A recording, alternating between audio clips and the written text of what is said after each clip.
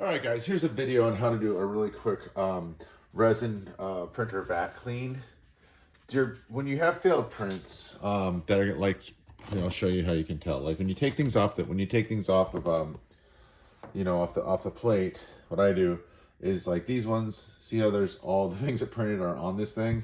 If you look on this one, all the things that printed are on the thing except for one. There's a missing piece right there.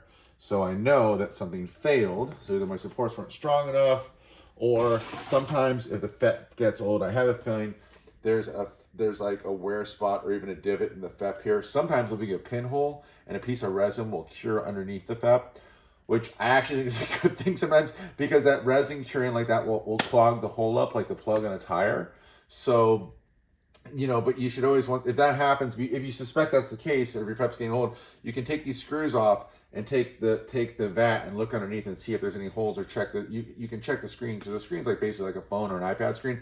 It's really clean. So if you pull it up and there's any kind of residue, you got a hole in your FEP. You're gonna have to drain your vat, clean out the thing, and then take out a million screws and then put new FEP in and all that. But I don't think that's the case here. I think we just had a failure. So with a failure, what I like to do is you bring the vat arm, little doohickey, all the way up.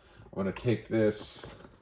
This is where I gotta clean these parts in a second, but in the meantime, I'm gonna put my plate right there, and then I printed up a bunch of these, and I'll put a link. They're free. I forget who different companies make them. Like some of the resin companies make them, but it's a little thing you print out. You print out like a tray of like 40 of these at a time, which I do, every couple months, and then they're vat cleaning tools. See these little feet? You put this down in the vat, and then you put the vat cleaning thing on for 15 seconds, and then you peel it up. So if you have a print that fails in the corner, you want to be careful to put this in a corner where it didn't fail. My preferred corner is here because it's easier to pull up. So you push it down and gently slide it and make sure that there's nothing there. And the footprint of your screen is really like a quarter or a half inch inset. So you don't want to put this right up to the edge of the vat, because then you're going to miss 2 or 3 of the legs on that thing, or like probably a third of the thing isn't going to be touching anything in the resin. You want to put it just off here like that, just a quarter to half inch in from the diagonal. Then we're going to go to our tools, and pretty much all the printers are the same. Find your tools. It's called Taint Clean. 15 seconds is the default on most printers, and it's fine. You can put it up. I wouldn't put it any lower than that. What I do, I probably don't have to do this, but I put one finger, like gentle pressure pushing down on this when I first start it for the first 4 or 5 seconds. I usually do it this way because I'm left-handed, but I'll do it this way for the video. You press Taint Clean, and you look, and then that's the screen lighting up, and then you can tell because the air purifier is on. For the first 4 or 5 seconds, do it and let go. Don't move it while it's going, because if you move it, you're going to make a tear in it, and then it's not going to be a conformed solid piece. It's going to be a thing with a rip, and I'll show you why that's important in 1 second. All right, when that's done, make sure as soon as that's done, back out. Do the backwards arrow and back out of this menu so you don't accidentally fumble around when you're going to hit this again, because if you recure this screen after we clean the screen and there's nothing in there, you're going to have a time getting that smooth piece of resin off. You can use a silicone scraper, or you can take it out, but it's a pain in the butt. So here we go. Very gently, like pull it this way first to kind of peel it up so you don't tear it. But see, even though I did this, a couple of the feet aren't on it.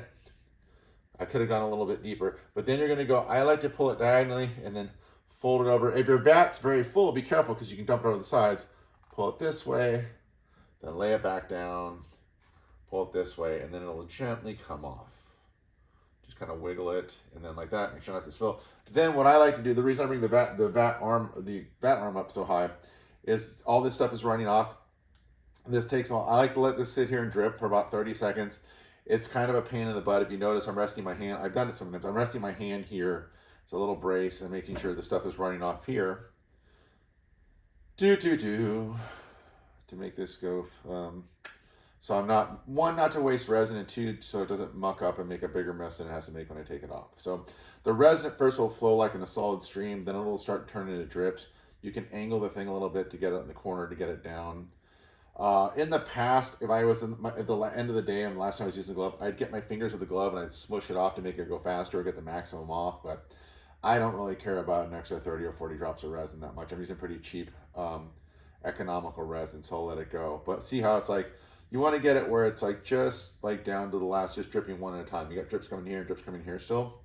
Want to get it off where it's just one You drip every couple or few seconds. That's not as clean as I want it, but for the video we're gonna. So when it drip, after last drip, I move it over here and I put it on this tray here. I lay it down flat like this.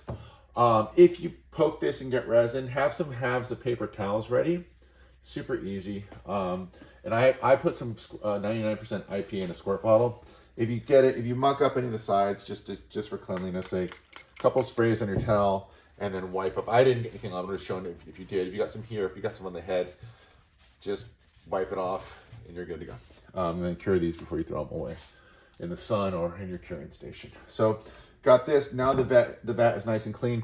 People are asking about cleaning. I used to, in my previous videos, I used to clean this thing off meticulously between every print. Dude, if you scrape it off and there's nothing there, like, and you check the edges, you're pretty much good to go. If you had a messy print and something weird happened, but like normally when you're taking off stuff in big pieces with a big paste piece that didn't fail, I don't wipe the vat down every time. It doesn't really make any sense because it's going to go back down and form the first base layers anyway the first time I use it. So now make that nice and tight. Make sure to tighten that. If you don't, you'll have some problems. And then I'll put my lid back on. And now I'm ready for my next print.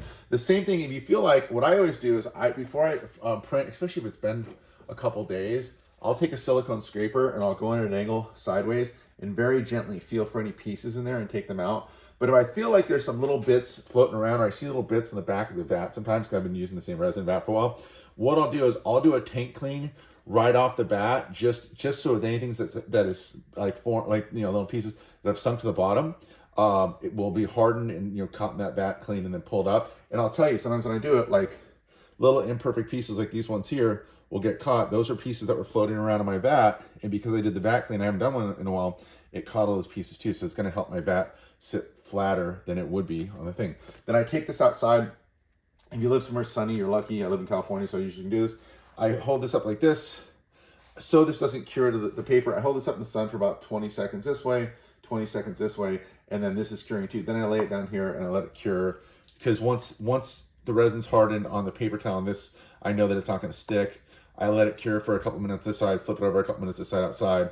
Then I throw this away in the trash. And then with this, I let this cure, flip this over, let this cure, and then throw it away. And then when that's off, I let it cure on my thing. So this is just the lid to like some plastic tray I've been using I use these things for about a year. And then when they finally, the resin will eventually degrade at the seams or whatever, and it'll crack. And once it cracks, throw it away and get a new one. But yeah, cure everything you got before you throw it away. I'm gonna put this out in the sun later. But yeah, that's how to clean the vat, and that's the benefits of cleaning your vat, you guys. Thank you.